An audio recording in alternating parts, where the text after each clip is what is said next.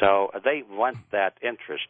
So the point, though, is that the way the system works is that the money supply must continually expand in order to create the appearance of prosperity. Ed, hold on for a second. We're going to take this quick break. We're going to come right back with you on Coast to Coast AM. Well, next hour, we'll take your phone calls with Edward Griffin, the author of The Creature from Jekyll Island. We'll be back with more, though, on Coast to Coast AM. Ed, all this money that we've come up with for these bailouts, they're not going to work, are they? No, of course not. You know, I think the analogy, George, is that we've got a very sick guy here. He's sick of alcohol poisoning, and the sicker he gets, the more he drinks. And so now he's passed out, and somebody says, I know what we should do to fix him up. Let's pour a quart of whiskey down his gullet. That may make him feel good for a few minutes before he dies, but yeah, we're just doing more of the same. This expansion of the money supply, this creation of national debt, the creation of money out of nothing and passing it to the political cronies, the politically favored class, and taking it away from the middle class. It's been going on now for decades, and that's what's destroying the country. And now the solution is more of the same, not more of the same, but lots more of the same. So to me, the answer is so clear that that's not going to cure, it's going to kill. This is a sinister plan to kill. I believe it is, yes. I'm sure not everybody has that plan. I'm sure there are a lot of people that just are pumpkin heads and can't figure it out. But I also know that there are some very smart people that are planning to kill the system because they don't like it. They have a better system in mind. And what is that better system in their mind? In their mind, they finally call it the New World Order. Uh-huh. Yes, and they know that a strong, independent United States with strong, independent people are an obstacle to that plan. So the first step is to beat them down, to make them grateful for little scraps, and then they can merge them into this global system. And this is being done by people who have more money than God, who have a lifestyle that some people can't even dream of. Why do they need this?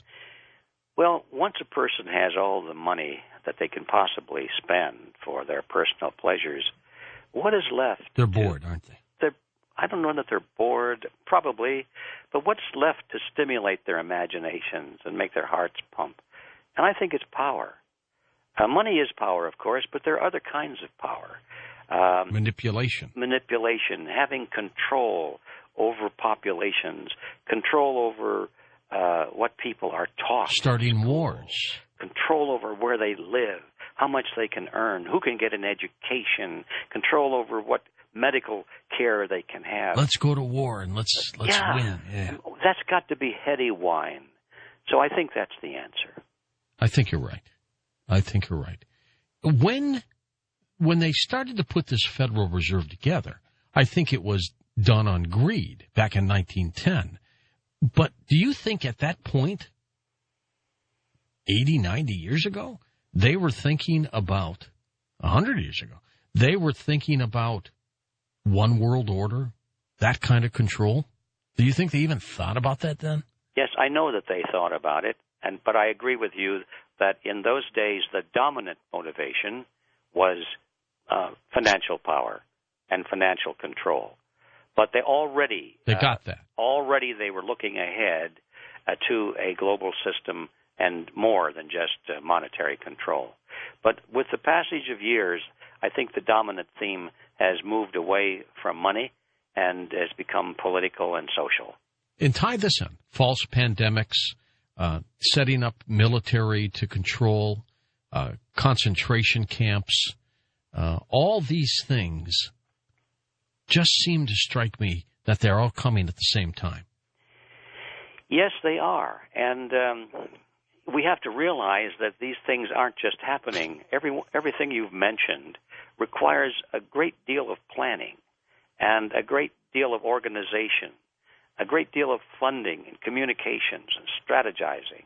And this has been going on now for decades. And so the scene that we're seeing is merely a flash of excuses panics, scares, terrible, terrible crises that are being used as excuses to implement the plans that have been underway for many decades. And it's going to work, isn't it? Can we stop it? Really stop it? I'm thinking about the answer to that. This is perhaps one of the most important questions to answer. I do not think we can stop it quickly.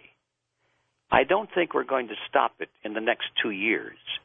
I don't think we're going to stop it by the next election. I don't think we're going to stop it by voting Republican or voting Democrat and that sort of thing, or just getting a new face in the White House. But I think we can stop it if we have the long view of history, and if we realize that in order to turn the system around, we're going to have to re-educate our fellow Americans about some very fundamental principles about money and banking and the principles of freedom. And we're also going to have to replace the nameplates on those doors in Washington, all of these elected representatives who have sold their souls out for this new world order. That has to change. And none of those things can happen quickly. But I do believe they can happen.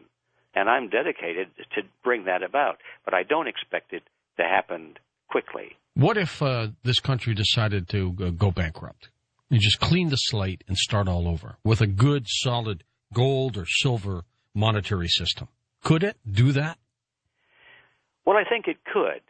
But again, without a change in leadership, that's not going to happen. Without an awareness of the reality of money and politics on the part of the voters, that's not going to happen.